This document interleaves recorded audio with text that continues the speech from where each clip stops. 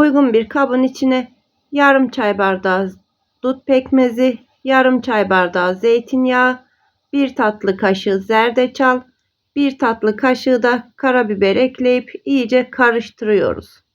Bu kürden günde 3 tatlı kaşığı tüketiyoruz arkadaşlar. Azeri bir doktordan öğrendiğim bu kür başta boğaz iltihapları olmak üzere vücudumuzdaki birçok iltihabın geçmesine yardımcı olur.